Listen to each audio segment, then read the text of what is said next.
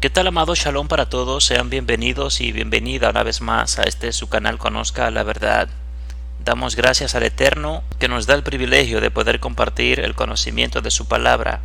Y gracias a usted por dedicar tiempo de su vida para de igual manera compartir y aprender al junto de nosotros. En esta oportunidad queremos hablar acerca de Yeshua y el Shabbat, de Jesús y el sábado, el día de descanso, el día de reposo. Queremos hablar conforme al contexto cultural histórico de lo que nos enseña la Biblia, la palabra del Eterno a través de ella. Y queremos dar a conocer algunos conceptos muy importantes para que usted, que si guarda el Shabbat, posiblemente le sirva como una herramienta más para que pueda perfeccionarse más y entender con más precisión el propósito original del Shabbat. Si usted no guarda o no observa el Shabbat, entonces es importante que comience a interesarse un poco en darle importancia al significado correcto y al valor que éste tiene y que ha sido desde el principio de la creación establecido por el Eterno mismo. Pero antes yo quiero recordarle que si usted no se ha suscrito a nuestro canal, suscríbase, dele like, active la campanita de notificaciones para que YouTube le confirme o le avise cuando publicamos los estudios y que de esta manera usted pueda recibir automáticamente nuestros estudios. Si desea compartirlo, compártalo con todas las personas que usted desee para que así todos podamos ser bendecidos de igual manera. Para iniciar entonces, hablando referente a lo que es Yeshua y el Shabbat, podríamos decir con toda seguridad de que uno de los mayores argumentos en contra de la vigencia del Shabbat es aquel que señala al Mashiach Yeshua como un quebrantador del día de reposo.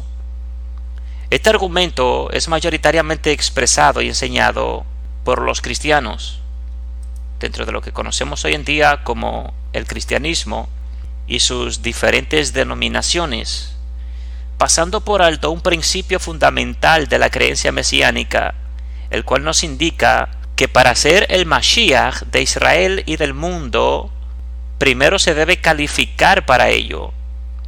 En otras palabras, para que Yeshua pudiese calificar como el Mashiach de Israel primeramente y luego del mundo, tendría que cumplir con el más mínimo requisito de la ley establecida por el Eterno, es decir, la vida de ese hombre que es proclamado como el Mashiach debe estar de acuerdo con todas las exigencias proféticas y legales para ser el Mashiach prometido.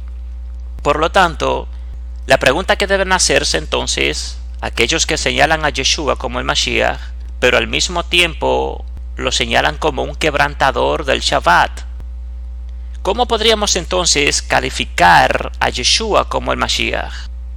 Si realmente, como se ha enseñado respecto a este tema, Yeshua quebrantó y no guardó el Shabbat, entonces Yeshua no es el Mashiach de Israel, porque obviamente no califica para ello.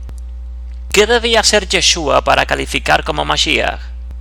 Yeshua, para calificar como el Mashiach, debió haber cumplido al pie de la letra todos los mandamientos, en hebreo mitzvot, y ordenanzas del Padre Yahvé, por lo cual, si Yeshua quebrantó uno de sus mandamientos, como el Shabbat, por ejemplo, en este caso, ya no puede ser la provisión humana, Mashiach de Yahvé, para Israel ni para el mundo.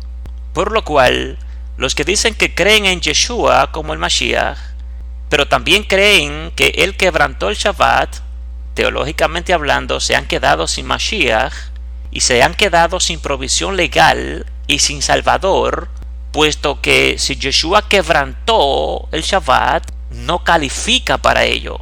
Ahora bien, ¿qué realmente sucedió en Shabbat? ¿Enseñó Yeshua a guardar el Shabbat o nos mostró que sí podíamos quebrantar el Shabbat? Veamos cuáles son las respuestas que obtendremos luego de esta introducción. Antes de todo, debemos afirmar lo siguiente: Yeshua sí es el Mashiach, pues sí calificó para ello, debido a que sí enseñó y guardó todos los mitzvot o los mandamientos de Yahvé sin hallarse en él culpa ni pecado alguno. En Mateo 5, 17 al 18 dice la palabra, hablando el mismo Yeshua: no piensen que yo vine para anular la Torá a los profetas. No he venido a anular, sino a cumplir. En verdad les digo que mientras no pasen el cielo y la tierra, ni siquiera una yod ni una tilde pasará de la Torá hasta que todo se haya cumplido. Obviamente el cristiano, cuando lee estos versículos y se da cuenta de que Yeshua dijo que no ha venido a anular sino a cumplir, el cristiano cree automáticamente que cuando dice que vino a cumplir, fue a cumplir para darle fin. Sin embargo, el significado correcto o la interpretación correcta de lo que Yeshua dijo aquí fue: yo no he venido a anularla. En otras palabras, no he venido a interpretarla incorrectamente, sino a cumplir. ¿Qué es cumplir? A interpretarla correctamente, a obedecerla correctamente para enseñarle a ustedes cómo deben ustedes obedecer correctamente. Bajo este principio que señala a un Mashiach calificado, que no hizo pecado, no cometió pecado en ningún momento, es que Yeshua sí enseñó a guardar el Shabbat, pues el Shabbat es un mandamiento de la Torá, la cual él dijo no venir a dejar sin vigencia. Cuando le preguntaron a Yeshua sobre la manera de entrar en el Olam Jabá, lo que conocemos hoy en día como la vida eterna, que también se traduce como el mundo venidero dentro del contexto hebreo, y que como hemos dicho se pronuncia Olam Jabá, él respondió que se entra al Olam Jabá guardando los mitzvot, los mandamientos. Por esto él menciona algunos de los 10 mandamientos que habla el libro de Éxodo capítulo 20. La mención de solo algunos mandamientos en la cultura hebrea de un maestro hebreo como el Mashiach es un hebraísmo, una forma, un modo de enseñanza de un rabí judío, el cual al señalar solo algunos mandamientos está dando a entender que está haciendo referencia a todos los mandamientos. La técnica de Yeshua es un hebraísmo que fue y es muy usado por los instructores de la Torá, lo cual significa que está incluyendo dentro de esta mención al Shabbat. En Mateo 19, desde el 17 al 19 dice: y él dijo: ¿por qué me llamas bueno? Ninguno hay bueno sino uno, Elohim. Mas si quieres entrar en la vida o en el Olam Jabá, guarda los mandamientos. Le dijo: ¿cuáles? Yeshua le dijo: no matarás, no adulterarás, no hurtarás, no dirás falso testimonio, honra a tu padre y a tu madre, y amarás a tu prójimo como a ti mismo. Como podemos ver, el Mashiach está haciendo referencia a los populares 10 mandamientos, aunque sabemos que dentro de los 10 mandamientos se desprenden otros más, donde el cuarto mandamiento es guardar el Shabbat. Esto no necesitaba mayor explicación, pues un joven judío ya sabía estas cosas y debían ser parte de su vida natural. De hecho, el joven los venía practicando, pero había olvidado el sentido de guardarlos, el mayor móvil para practicarlos, que es el amor. De hecho, también es un mandamiento de la Torá para el rico y para un hijo de Yahvé que compartamos nuestros bienes con los pobres, según Deuteronomios capítulo 15, desde el versículo 10 al 11.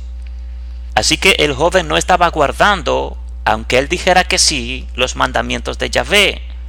Como podemos ver, Yeshua enseñó a guardar el Shabbat, y eso lo comprobamos con la simple y sencilla referencia que poseemos de él, donde nos señala no venir a dejar sin vigencia la Torá, donde se encuentra el Shabbat. También nos vuelve a confirmar la vigencia del día de reposo del Shabbat mediante la enseñanza que le da al joven rico, pues lo invita a guardar los mandamientos según Éxodo capítulo 20, entre los cuales está el Shabbat. Los que señalan al Shabbat como un mandamiento al cual el gentil no está obligado a guardarlo, ¿cómo explicarán que el Mashiach sí lo enseñó y ordenó a guardar? ¿Cómo dicen querer andar como él si no consideran algo que él enseñó? Nos han querido hacer creer que el Mashiach quebrantó el Shabbat y que por lo tanto nosotros ya no debemos guardarlo, pero veamos lo que realmente sucedió. En Marcos 2:27 al 28 dice la palabra: también les dijo, el día de reposo fue hecho por causa del hombre, y no el hombre por causa del día de reposo. Por tanto, el Hijo del Hombre es Señor aún del día de reposo. Dice Mateo 12:8, porque el Hijo del Hombre es Señor del día de reposo. El Mashiach nos está enseñando varias cosas de importancia con las expresiones. El Shabbat fue hecho por causa del hombre, y el Hijo del Hombre es Señor aún del día de reposo. Enumerémoslas para una mejor comprensión. Punto número 1. Nos enseña la estrecha relación que hay entre el Shabbat y la creación. El reposo fue creado para la creación y no al revés. En este día la creación debe reposar y vivir a pleno la dicha de estar íntimamente relacionado con el Creador de todas las cosas. Shabbat es la mejor instancia para que la creación y el Creador cohabiten juntos. Al decir que el Shabbat es para el hombre, está hablando de la creación suya, pues al hombre, que también es su creación, le dio la autoridad, el dominio y el poder sobre todo lo creado, por lo cual, cuando el hombre reposa, al mismo tiempo permite que la creación repose, pues no hay más injerencia del poder humano sobre ella. Punto número 2.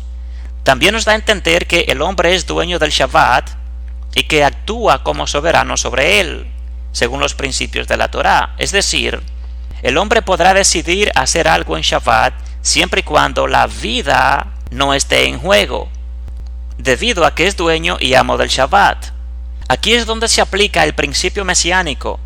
El Shabbat no es para el hombre, es decir, no puede adueñarse de él al extremo de superar el principio vida, el cual más adelante comentaremos cuando lo amerite la situación, a la interpretación mesiánica y más alta de las interpretaciones del mandamiento del Shabbat. El hombre podrá hacer lo que sea necesario, en caso de hambre, de enfermedad, socorro, necesidades, etc., a fin de que el principio mayor, que es vida, se aplique. De esta manera el hombre es dueño de sus acciones incluso en Shabbat, cuando el principio vida está en juego. Le ruego también a usted interpretar estas palabras del Mashiach, siempre y cuando no contradiga la esencia del mandamiento de reposar. En otras palabras, todo aquel que puede, debe.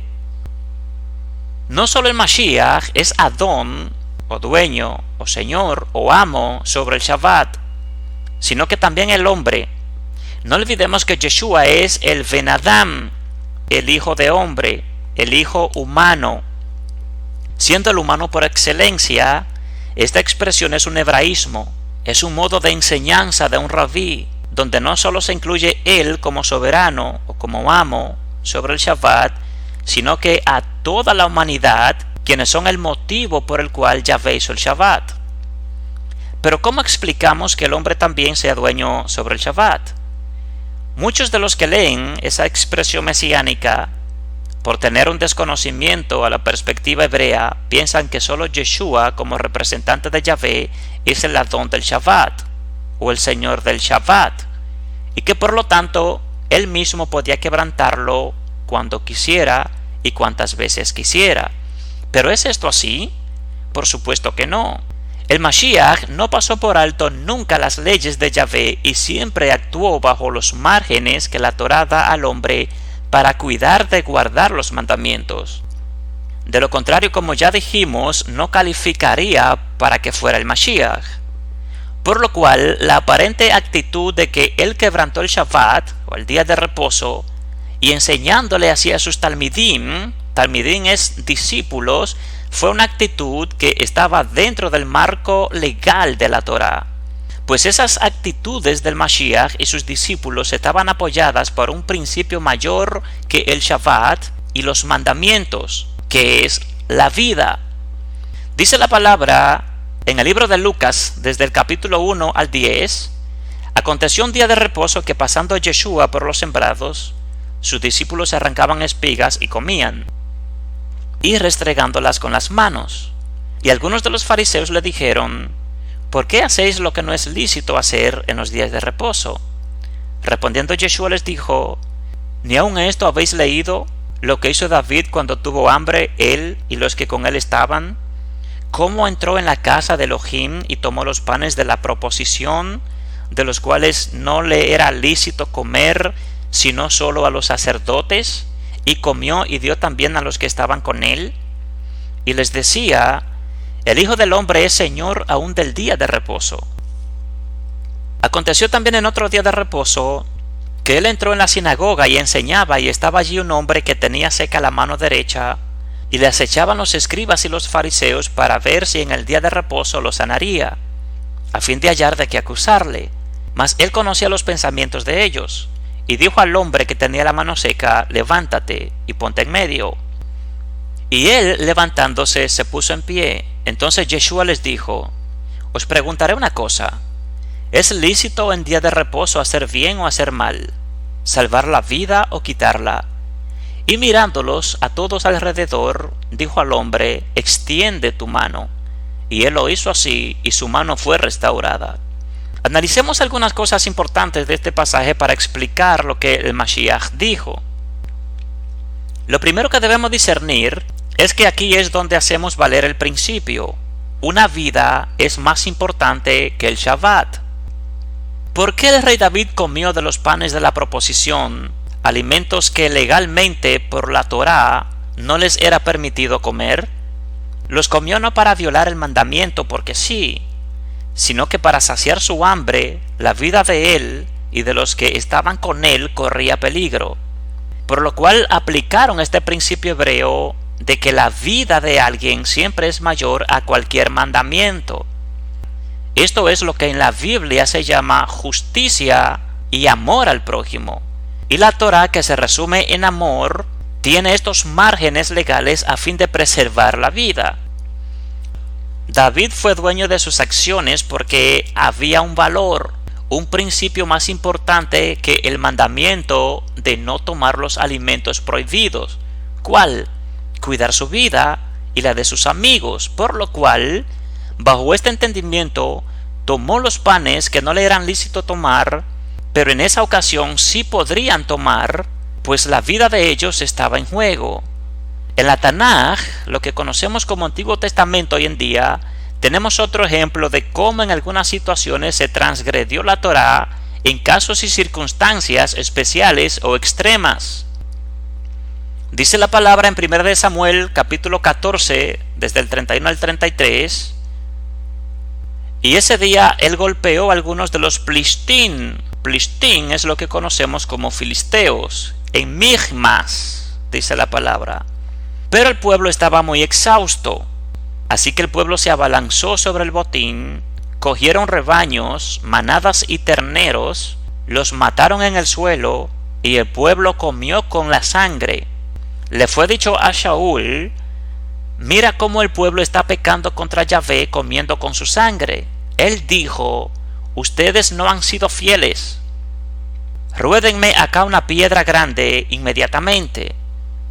Durante la campaña contra los Plishtín, o los filisteos, Shaul pronunció una maldición sobre cualquiera que tomara alimento antes de que se ejecutara la venganza sobre el enemigo. Este juramento precipitado tuvo consecuencias adversas. Los israelitas estaban cansados, y aunque triunfaron sobre los filisteos o los Plishtín, su victoria no fue tan grande como pudiera haber sido. Estaban hambrientos y no se entretuvieron en desangrar los animales que degollaron después de la victoria, por lo que violaron la Torá de Yahvé concerniente a la santidad de la sangre. Jonatán, el hijo de Shaul, comió un poco de miel debido a que no había oído el juramento de su padre. Como consecuencia, Shaul pronunció su sentencia de muerte. pero el pueblo lo redimió porque había contribuido de manera decisiva a la victoria de Israel. Segunda de Samuel capítulo 14, desde el 1 al 45, usted puede leer allí esta historia. ¿Violaron entonces deliberadamente la Torá los soldados del rey Shaul? ¿Mostraron una total indiferencia a la Torá referente a los mandamientos de la sangre? ¿Por qué no fueron ejecutados tal cual como manda la Torá por violar los mandamientos de la sangre? Compare allí en el libro de Números capítulo 15 versículo 30. Antes de emitir un juicio se deben ver todos los elementos para no llegar a conclusiones apresuradas. El relato dice que el pueblo estaba degollando los animales en la tierra y comiendo junto con la sangre. Así que puede que hayan intentado desangrar a los animales. Sin embargo, debido al cansancio y al hambre, no colgaron a los animales degollados ni permitieron suficiente tiempo para que se desangraran bien. De tal manera que se les tuvo misericordia, pues se sabía lo que los soldados habían intentado hacer a pesar de que estaban muy cansados y hambrientos. Del contexto se desprende que en las instrucciones de Yahvé se debe y se tiene misericordia ante situaciones extremas donde la vida esté en juego. Es decir, que si su vida peligra, sería razonable utilizar cualquier método para preservarla. En 1 de Samuel 14:34 dice la palabra: Ahora Shaul dijo: Vayan entre el pueblo y díganle, cada uno traerá su vaca y su oveja y la matará aquí. Entonces comerá. No pequen contra Yahvé por comer con su sangre. Así pues, cada persona trajo su animal con él esa noche y lo mató allí. Analicemos entonces al Mashiach y el principio Kal Vajomer. Kal Vajomer es una expresión hebrea que significa lo más liviano y lo más pesado. El Kal Vajomer es la apreciación de lo más y lo menos importante, o lo más liviano y lo más pesado de las Sagradas Escrituras. Kal, que significa liviano, significa que es menos importante. Se escribe con dos letras, que es la Kaf y la Lamed. Homer significa peso, medida, importancia, y se escribe con tres letras, con la Het, con la Mem y con la Resh. Este es un principio fundamental, base, origen, razón, norma, idea, verdad, que se desprende del estudio de la Torá y que rige su aplicación práctica en cuanto al pensamiento y a la conducta a la hora de vivirla. Es una verdad esencial y principal al momento de comenzar a estudiar las Sagradas Escrituras, por lo que esta frase se refiere a tener o guardar un equilibrio, evaluando qué cosas en determinadas situaciones son más importantes que otras. Es un principio de la Torá propio de la cultura hebrea. Es sabiduría de Torá aplicada en el diario vivir para todas las cosas, sea salud, vida, dinero, negocios, alimento, justicia, etc. Por eso, aquel que reconozca este principio tendrá una visión incompleta y hasta errónea de la Torá, viendo solo la obligación a través de la letra para cumplimiento de los mandamientos, y no al Espíritu Santo dándole vida a la Torá y haciendo que se cumpla el espíritu de la ley, que es el sentido con que fueron redactadas las Sagradas Escrituras, la voluntad de Yahvé. Y eso fue lo que mostró y enseñó el Mashiach a todos. La verdadera aplicación de la Torá, y Kal Vajomer es una sana forma de hacerlo. Kal Vajomer ya aparece desde hecho en Bereshit. Por eso es que en Bereshit o Génesis capítulo 9 versículo 3 y 4 dice la palabra: todo lo que se mueve y tiene vida os servirá de alimento, todo os lo doy, lo mismo que os di la hierba verde, solo dejaréis de comer la carne con su alma, es decir, la carne con su sangre. Bueno, aquí vemos que el principio de Kal Vajomer se ve desde el mismo Bereshit o Génesis. En este caso se aplica en cuanto a la comida. Por un lado era necesario comer para sostener y preservar la vida, y por el otro lado no se debía comer la carne con su sangre, Existen razones espirituales y científicas para ello. Además, la sangre es un principio vital y representa en este caso al alma. De ahí es la prohibición de ingerir sangre. Se podía comer carne, pero hacerlo junto con su sangre era creerse dueño de la creación, cuando solo somos usuarios y administradores de ella, y solo Yahvé es el dueño. El resultado, por lo tanto, de la aplicación de este principio fue desangrar la carne para ingerir. Y si bien es cierto que no es posible hacerlo por completo, ya que siempre queda sangre en algunas partes del animal, todo esto se refería solo a no ingerir la sangre que en forma mayoritaria circulaba por venas y arterias. A esta forma de comer se le llama en hebreo kosher, que significa comer adecuado, comer limpio o comer bajo un principio establecido por el Eterno, que es otro principio de la Torá y que se desprende del principio Kal Vajomer. Como podemos ver, existen muchos principios de la Torá que se relacionan entre sí y parten unos de otros, y todo a su vez nacen del fundamental que es Pikuach Nefesh, que se refiere a la importancia de la vida preservándola y cuidándola. Por eso que cualquiera que sea el principio, cualquiera que sea el mandamiento, cualquiera que sea el orden, toda aplicación práctica será para el bien del ser humano y no para su sufrimiento o para su destrucción. Así lo aplicó desde el principio el propio Yahvé, así lo transmitió a través de su palabra que es la Torá, y así debían aplicarlo los hombres. Refiriéndose a este principio, Kal Vajomer dice la palabra en Lucas 14, 1 al 4, aconteció un día de reposo, que habiendo entrado para comer en casa de un gobernante que era fariseo, estos le acechaban, y aquí estaban delante de él un hombre hidrópico. Entonces Yeshua habló a los intérpretes de la ley y a los fariseos diciendo, ¿es lícito sanar en el día de Shabbat? Mas ellos callaron, y él tomándole le sanó y le despidió. ¿Por qué callaron los intérpretes de la Torá? Pues simplemente porque no estaban aplicando la Torá según Yahvé, sino según los hombres, y en sus mentes dudaron y temieron estar haciendo malas cosas, por eso ellos callaron.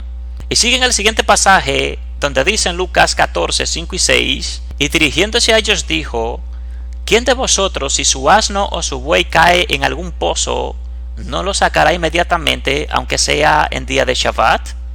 Y no le podían replicar a estas cosas. ¿Por qué no podían replicarle? No solo se callaron, sino que no le replicaron nada, porque sabían que la Torá no se aplicaba así, ni ese era su sentido real. Sucedía que estaban tan acostumbrados a seguir la forma de cumplir los mandamientos de la Torá, a la manera en cómo los hombres les indicaban y les enseñaban a ellos, que no se daban ya cuenta de cómo se debía aplicar en verdad. Por lo que sus ojos se abrían y entendían cuando el Mashiach le mostraba su tremendo error al aplicar él mismo correctamente las escrituras de la Torá, mostrándole la enorme importancia de una vida y hacer el bien antes que cumplir por religiosidad un mandamiento, como en este caso el Shabbat. Si bien este era un mandamiento importante, jamás lo era como una vida. En Lucas 13, 10 al 13 dice la palabra, enseñaba Yeshua en una sinagoga en el día de reposo, o sea en Shabbat, y había allí una mujer que desde hacía 18 años tenía espíritu de enfermedad y andaba encorvada, y en ninguna manera se podía enderezar. Cuando Yeshua la vio, la llamó y le dijo, mujer, eres libre de tu enfermedad. Y puso las manos sobre ella, y ella se enderezó luego, y glorificaba a Elohim. Aquí el Mesías aplica perfectamente la Torá, usando el principio Kal Vajomer, y por consiguiente, entendiendo que era más importante una vida al sanar a un enfermo y terminar con su sufrimiento que cumplir con el mandamiento del Shabbat. En Lucas 13:14 dice la palabra, pero el principal de la sinagoga, enojado de que Yeshua hubiese sanado en el día de reposo, dijo a la gente, 6 días hay en que se debe trabajar. En estos pues venid y sed sanados, y no en día de reposo. En este punto aflora la religiosidad de los hombres manifestada a través del enojo del principal Cohen, o el principal sacerdote de esta congregación, quien aplicaba la Torá según su parecer, o sea, con formas o reglas de hombres y no según el verdadero sentido de la escritura, es decir, conforme a la voluntad de Yahvé. En Lucas 13, desde el 15 al 17, dice la palabra: entonces el Adón, o el Señor, le respondió y dijo: hipócrita, cada uno de vosotros no desatan el día de reposo su buey o su asno del pesebre y lo lleva a beber.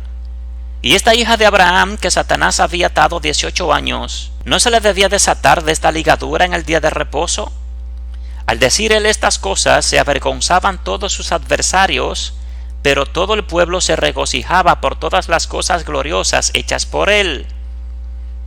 Aquí el Mashiach hace hincapié al caso de necesidad aún sin peligro inmediato, y por lo tanto, aunque la persona o animal no se fuera a morir en esta situación o en ese momento aún así, lo primordial es hacer el bien. Por lo tanto, se debe procurar la ayuda que se necesite antes que estar cumpliendo religiosamente un mandamiento, ya que como muestra la Torá, la vida es primordial. Otras aplicaciones de Kal Vajomer son las siguientes. En aquel tiempo, atravesó Yeshua por los sembrados en el día de Shabbat. Sus talmidín hambrientos comenzaron a arrancar espigas, a desmenuzarla entre sus manos y a comerlas. Los perushim, o sea los fariseos, los vieron y le dijeron: he aquí que tus talmidín están haciendo algo que no es correcto hacer en el día de Shabbat. Yeshua le contestó: ¿no han leído lo que hizo David cuando tuvo hambre y sus hombres en la casa de Elohim cuando comieron del pan de la presencia que no es para ser comido sino solo por los sacerdotes? También en la Torá no han leído que los sacerdotes en el Bet Hamidash, o sea en el templo, hacen cosas comunes a veces los Shabbat y son sin culpa. Amén. Yo les digo a ustedes que el Mikdash es mayor que eso, o sea, el templo es mayor que eso que hacen los sacerdotes. Si tuvieran da'at de esto, deseo, gesed y no matanza, la palabra gesed es la palabra misericordia, para sacrificio, ustedes no habrían culpado a los inocentes, porque el ser humano es Adón del Shabbat. Este es un clarísimo ejemplo de la aplicación de este principio Kal Vajomer, donde muchos de los creyentes se confunden al desconocer este principio de la Torá y piensan que Yeshua puede quebrantar el Shabbat porque él es el Adón del Shabbat, cuando en realidad cualquier persona es Adib del Shabbat. En otras palabras, cualquier persona tiene autoridad por encima del Shabbat siempre y cuando sea para hacer el bien, ya que el mandamiento del Shabbat no es más importante que una vida humana.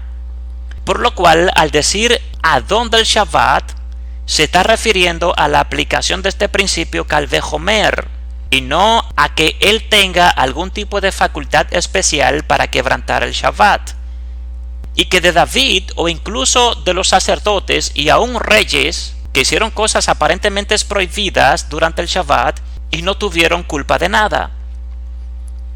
Así que es menester entender que el Shabbat se debe cumplir, pero no a costa de la vida, de salud o de bienestar propio o ajeno, no siendo este un principio del Brit Hadashah o del Nuevo Testamento, sino que aparece ya de la misma Torá, o sea, desde el Antiguo Testamento a lo largo de toda la Escritura, solo que los hombres lo malinterpretaban. Vemos lo mismo dentro de una sinagoga, por ejemplo en Matías 12, desde el 9 al 14. Dice la palabra: pasando de allí, vino a la sinagoga de ellos, y aquí había allí uno que tenía seca una mano, y preguntaron a Yeshua para poder acusarle: ¿es lícito sanar en el día de reposo? Él les dijo: ¿qué hombre habrá de vosotros que tenga una oveja, y si ésta cayere en un hoyo en día de reposo, no le eche mano y la levante? Pues ¿cuánto más vale un hombre que una oveja? Por consiguiente, es lícito hacer el bien en los días de reposo. Entonces dijo a aquel hombre: extiende tu mano. Y él la extendió, y le fue restaurada sana como la otra. Y salidos los fariseos tuvieron consejo contra Yeshua para matarle. Una vez más el Mashiach aplica el principio Kal Vajomer, en este caso dentro de una sinagoga, donde se ve claramente cómo los fariseos no aplicaban la Torá como era correcto. Los rabinos llegaron al extremo de añadir 39 tipos de trabajos, en hebreo melajot, e hicieron por tanto 39 subcategorías añadidas y prohibidas en Shabbat. Esto es lo que conocemos hoy en día o para los tiempos de Yeshua como tradición de los ancianos, o mandamientos de hombre, o añadirle a la Torá, que en hebreo también se conoce como takanot. Por lo tanto, el Mashiach una vez más les demuestra a ellos el error y les reafirma que es absolutamente lícito hacer el bien en Shabbat. Por ejemplo, podemos ver que estaba perfectamente permitido recoger en cualquier momento y día alimento aún en un campo ajeno. La única consideración era que se debía llevar solo que cupieran las manos. Por eso dice Deuteronomio 23, 24 y 25: cuando entres en la viña de tu prójimo, podrás comer uvas hasta saciarte, mas no pondrás en tu cesto. Cuando entres en la mies de tu prójimo, podrás arrancar espigas con tu mano, mas no aplicarás hoz a la mies de tu prójimo. En otras palabras, aun siendo en Shabbat, usted puede cortar o arrancar todas las espigas que usted quiera, siempre y cuando sea para usted comérsela en ese momento, no para cargarla. Así que aunque fuera Shabbat, este otro mandamiento permitía esta acción, aplicándose el principio Kal Vajomer. ¿Qué era más importante? ¿Observar Shabbat o alimentarse para preservar una vida? ¿Se debía cumplir un mandamiento a costa de pasar hambre? En Juan 2:27 dice la palabra: también les dijo, el día de reposo fue hecho por causa del hombre, y no el hombre por causa del día de reposo. Vemos que la observancia del Shabbat no esclaviza a nadie, sino a aquel que se esclaviza a sí mismo bajo mandamientos de hombres, que no aplican Torah según la voluntad de Yahvé, sino más bien según la voluntad humana.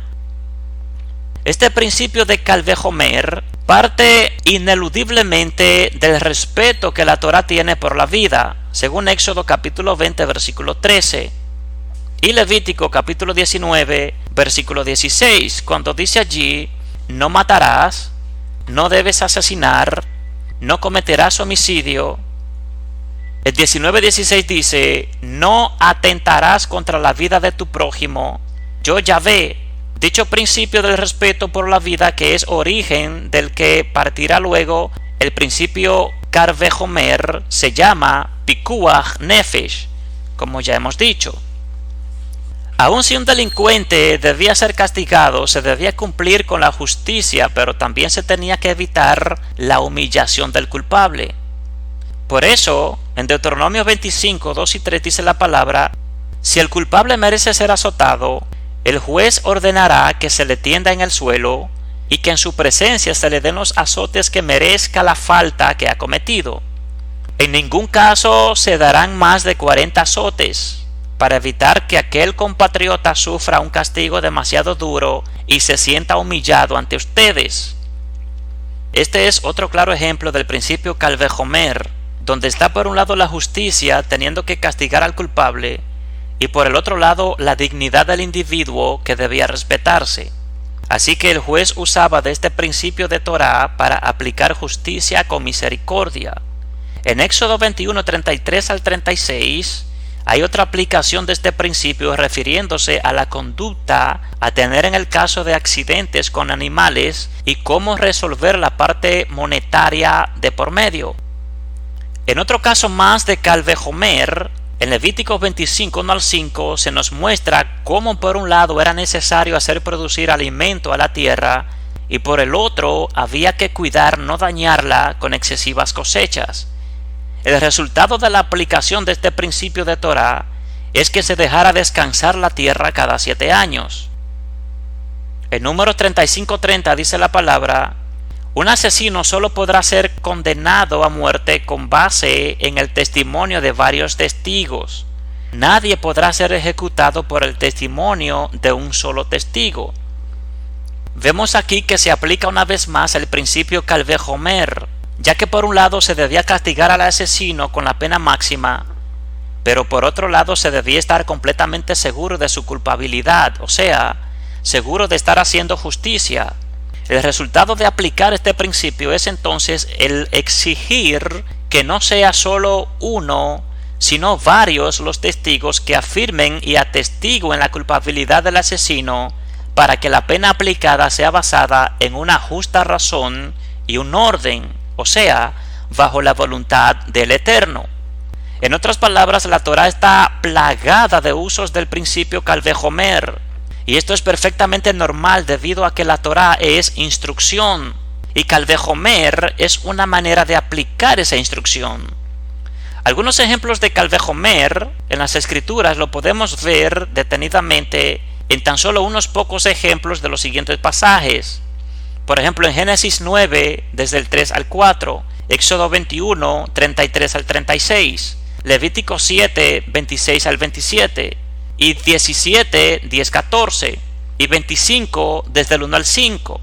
Lo vemos en Número 35, 30, en Deuteronomio 23, 24 al 25, y capítulo 25, desde el 2 al 3. En 1 Samuel 23, 3, en Esther 9, 12, en el Brit Hadashah, lo que conocemos como Nuevo Testamento, lo encontramos en Mateo 12, desde el 1 al 8, en Mateo 12, desde el 9 al 14, en Marcos 2, 27, en Lucas 13, desde el 10 al 17, en Lucas 14, desde el 1 al 6, en Juan 7, 23, y en 1 Corintios capítulo 9, desde el 11 al 12, y así sucesivamente entre otros versículos y capítulos de varios libros del Brit Hadashah, lo que conocemos como Nuevo Testamento. Yeshua usaba muy a menudo el principio Kal Vajomer. Un ejemplo lo podemos apreciar en el siguiente pasaje. Por ejemplo, en Juan 7:23 dice allí: si un hombre recibe la circuncisión en el Shabbat para que no quebrante la Torá de Moshe, ¿se enojan ustedes conmigo porque sané completamente a un hombre en el Shabbat? En Mateo 12, 11 al 12 dice la palabra: ¿qué hombre hay de ustedes que teniendo una oveja, si la oveja cae en un hoyo en Shabbat, no le echaría mano y la sacaría? ¿De cuánto más valor es un hombre que una oveja? Por tanto, es lícito hacer bien en Shabbat. ¿Para qué sirven los contrastes en este principio de Torá? Para ayudarnos a definir las aplicaciones de este principio. Expresiones como estas nos dan la pista de un principio Kal Vajomer aplicado a un texto y nos ayudan a su definición. ¿Qué tipo de contrastes hay? Un contraste puede ser bajo, como en varios de los mencionados en este escrito, o un contraste alto, como por ejemplo en los dos casos de Matías 12, donde es evidentísimo el tipo de contraste del principio Kal Vajomer. Así será menos o más evidente su aplicación. ¿Se puede ver o notar este principio en todas las versiones escriturales? Dado que en algunos casos veremos que el contraste que nos define el principio Kal Vajomer será suave o ligero, y en otros casos será alto y muy evidente. Todo esto variará según sea la versión bíblica que se esté utilizando. Esto es debido a que muchas partes vierten muy mal, de tal manera que se deben comparar muchas veces los pasajes con otras versiones. Ya sea si un animal se lastima y está por morir, o alguien se enferma gravemente, o está a punto de morir, o no tiene que comer, cualquiera de estas situaciones o similares, por ser un caso de emergencia, se convierte en lo más importante antes que estar cumpliendo el Shabbat, por ejemplo. Por lo que el Shabbat en casos así pasaría entonces a ser Kal, en otras palabras, más liviano o menos importante. Es decir, que se utiliza esta regla de interpretación basada en la Torá cuando ocurriera la situación de enfrentarse u oponerse aparentemente dos mandamientos de la misma, y no sabiendo en ese caso cuál mandamiento aplicar, pues entonces se debe ver cuál de ambos es más importante y se debe cumplir con el más importante. Por lo que obviamente en los ejemplos dados arriba es más importante prestar ayuda en caso grave o de emergencia y no causar muerte o sufrimiento antes verse obligado religiosamente a cumplir con Shabbat o sobre la sangre u otro principio de la Torá que pueda anteponerse antes que a la vida de un ser humano. Así fue como Yeshua el Mashiach aplicó siempre este principio, de la misma forma y con el sentido en que Yahvé lo estableció para que se cumpliera su voluntad y no para que nadie se muriera en el intento. Esa es la verdadera aplicación de la Torá, y de esta forma no solo la practicó, sino que la enseñó el Mashiach. Pero antes veamos un poco más sobre el principio Pikuach Nefesh, que significa preservar la vida, y así comprender y dar más profundidad a todo este tema. Veamos un principio sencillo en las Escrituras acerca de Pikuach Nefesh, que significa preservar la vida. Dice en Levítico 18:5: cuidarán mis leyes, el hombre que las cumpla vivirá en ellas, yo Adonai. A partir de este versículo nos enseñan los ancianos, los rabinos, que Pikuach Nefesh, o sea, que preservar la vida, es más importante que el cumplimiento de la Torah misma. El ser humano debe respetar y cumplir los preceptos y leyes mientras vive y mientras no ponga en peligro su vida. Un error en el que tanto los judíos como ciertos creyentes como cristianos mesiánicos, etc., caen en el rechazo o el minimizar las palabras del Mashiach son sopesadas con las de los ancianos sabios rabinos, buscando siempre la manera de desacreditar las palabras y actos del Mashiach. Asimismo pasa en el caso del tema expuesto entre este artículo y lo relacionado con el término Pikuach Nefesh. ¿La vida de las personas está antes que los mandamientos y las leyes? ¿Está permitido profanar el Shabbat por Pikuach Nefesh, alimentar a un enfermo, aún en Yom Kippur, por Pikuach Nefesh, y violar prohibiciones de la Torá siempre y cuando sea para salvar una vida? Todo aquel que duda en dar ayuda a un enfermo grave y en peligro o a un herido grave, aunque para eso tenga que violar el Shabbat, es llamado en nuestras fuentes Shofech Damin, que significa en español asesino. Según la opinión general, en Shabbat solamente está permitido recoger espigas caídas y desgranarlas con los dedos, según el rabí Yehudí el Galileo, lo mismo que Yeshua. Esto se podía hacer. Los perushim o los fariseos critican a los talmidín de Yeshua porque no seguían evidentemente la tradición galilea de la halajá o de las costumbres de los ancianos de aquel entonces.